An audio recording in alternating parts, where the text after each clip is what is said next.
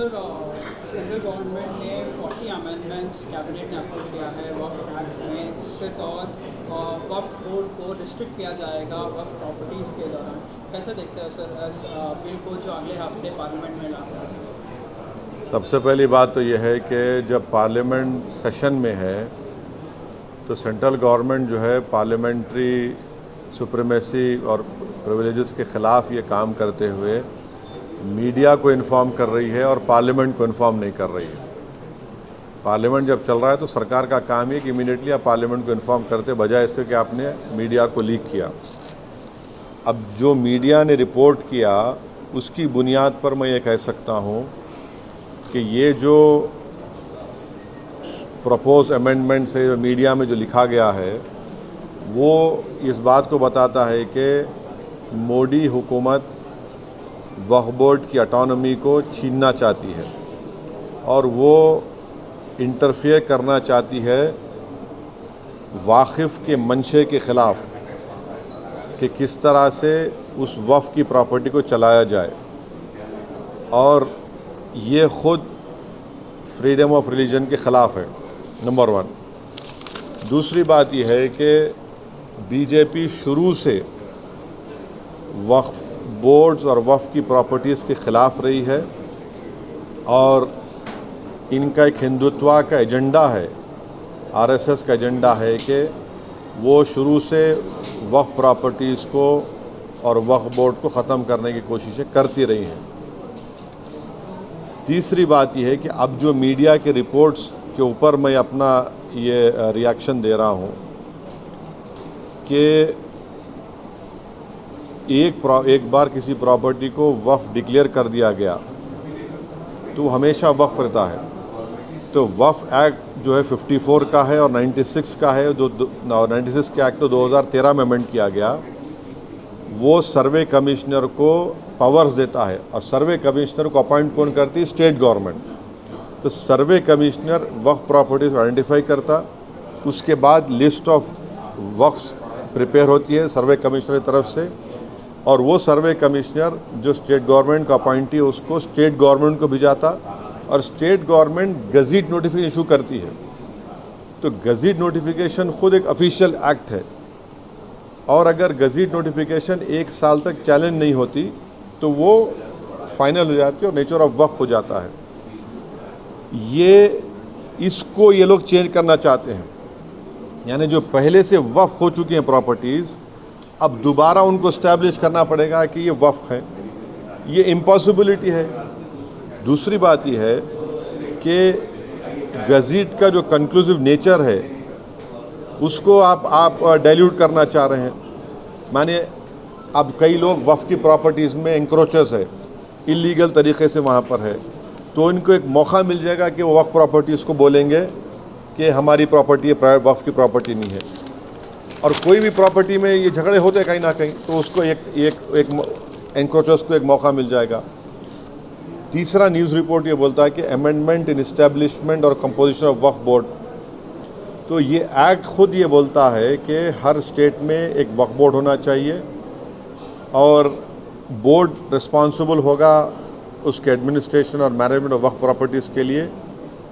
अब अगर आप अमेंडमेंट करेंगे establishment and composition of Waqf board में तो एक एडमिनिस्ट्रेटिव क्योस होगा, loss of autonomy Waqf board का होगा, और ये गवर्नमेंट का जो कंट्रोल है वक्फ बोर्ड के ऊपर, गवर्नमेंट का कंट्रोल बढ़ेगा तो वक्फ के इंडिपेंडेंस पे एक बहुत बड़ा असर पड़ेगा। चौथी बात उसमें यह है कि वक्फ ट्रिब्यूनल्स है। अब ये जो मीडिया रिपोर्ट ये बोल रहा है कि गवर्नमेंट इन ट्राइब्यूनल्स को डाइल्यूट करना चाहती है। अब ये ट्राइब्यूनल्स के पावर्स को आप डाइल्यूट कर देंगे तो फिर ये केसेस का क्या होगा? इनएफेक्टिव इन्फोर्समेंट होगा। पांचवी बात जो मीडिया रिपोर्ट्स के ऊपर मैं बोल रहा हूँ आपको, इसमें लिखा गया कि अगर कोई डिस्प्यूटेड प्रॉपर्टी है तो डिस्प्यूटेड प्रॉपर्टी का ये लोग बोलेंगे नहीं प्रॉपर्टी डिस्प्यूटेड है, इसका सर्वे हम कराएंगे। अगर कोई प्रॉपर्टी डिस्प्यूट है तो उसका फैसला जुडिशरी करती। यहाँ पर मोदी हुकूमत डिस्प्यूट क्रिएट करेगी, उसका सर्वे कराएंगे। अब सर्वे एग्जीक्यूटिव कराएगा या सीएम कराएगा या बीजेपी कराएगी। अब ज़ाहिर नतीजा क्या निकलेगा आपको मालूम। तो ये भी एक तरीक़ा है उस डिस्प्यूटेड प्रॉपर्टीज़ को डिस्प्यूट बनाना पहले, फिर सर्वे कराना उसका और सर्वे में रिपोर्ट लिख देना कि नहीं ये वक्फ नहीं है। ऐसे कई मस्जिद दरगाहें हैं हमारे भारत में जहाँ पर बीजेपी आरएसएस ये क्लेम करती है कि वो दरगाह और मस्जिद नहीं है। तो जो पावर जुडिशरी का है वो एग्जीक्यूटिव छीनना चाह रहा है उसको। और एक बात जो मीडिया रिपोर्ट्स के मालूम ये हो रही है कि अब कोई कब्ज़ा करके इंक्रोचर है तो वक्फ बोर्ड को पावर है, उसके पावर्स को अगर आप छीन लेंगे तो फिर पूरा ये तो लॉस होगा वक्फ प्रॉपर्टीज़ का। अच्छा, उसमें एक और मीडिया रिपोर्ट में बात आई है amendment to the process of Waqf board. ये जो वाकिफ़ होता है वो अगर मेरी प्रॉपर्टी में बोलता हूँ ये वक्फ बोर्ड को मैं दे रहा हूँ, मैं वक्फ कर वाकिफ़ हूँ, मैं मुतवल्ली मैं रहूँगा किसी और, वो आप बोल रहे वो भी नहीं रहेगा।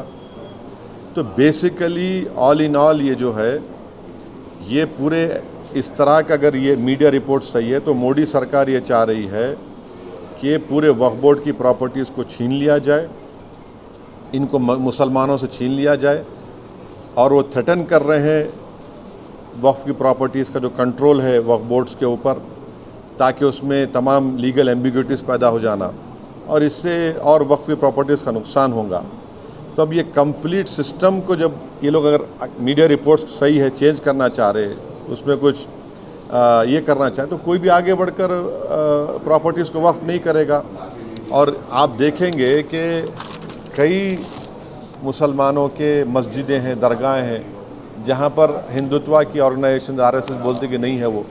तो ये अमेंडमेंट्स आने का मकसद एक ही है कि एक तो वक्फ प्रॉपर्टीज़ को छीन लिया जाए, दूसरा फ्रीडम ऑफ रिलीजन के ख़िलाफ़ काम कर रहे हैं, और डिस्प्यूट अगर है तो जुडिशरी डिसाइड करेगा, एग्जीक्यूटिव कैसा करेगा।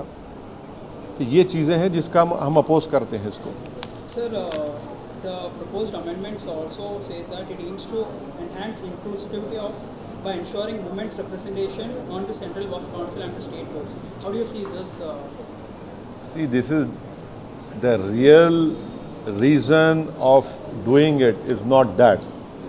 The real reason is a interference in freedom of religion and the reasons which I have just mentioned to you.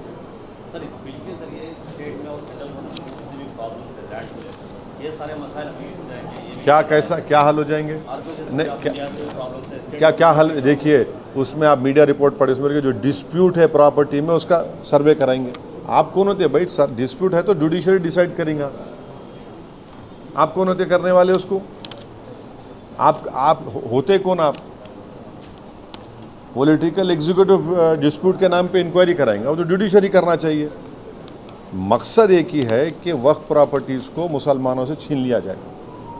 ये इनका जो शुरू से आरएसएस कोशिश कर रही है, इनका आरएसएस बोलती आ रही 70 साल से, बीजेपी उससे पहले जनसंघ बोलती आ रही है।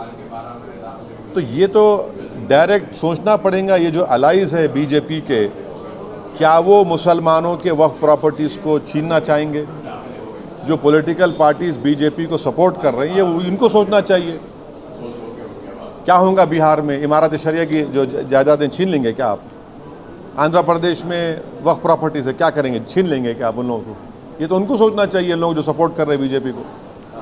सर, इसी सरकार में बिहार से नीतीश कुमार भी जुड़े हैं। मैं बोल दिया ना, अब यही बात रिपीट मत करो, जो नहीं बोला पूछो आप। Sir, will you appeal the India Bloc Alliance to oppose the bill? No, see, I have said what I have to say. It is for I cannot speak for other political formations or political parties. Okay. नहीं, ये हमारे MLAs Akbaruddin Owaisi साहब की leadership में हमारी party शुरू से कह रही थी कि हैदराबाद, साइबराबाद और रच्चाकोंडा एक बहुत बड़ा एरिया है और यहाँ पर बिज़नेस एक्टिविटी होनी चाहिए, और गवर्नमेंट एक फ़िक्स टाइम दे दे और लीगली करे। हम वेलकम करते जो डिसीजन चीफ मिनिस्टर लिए MIM के रिप्रेजेंटेशन के ऊपर। इससे गैर ज़रूरी के तमाम जो इस्टेब्लिशमेंट्स हैं उनका हरासमेंट रुकेगा और सही तरीके से वो काम करके अच्छा कर सकेंगे।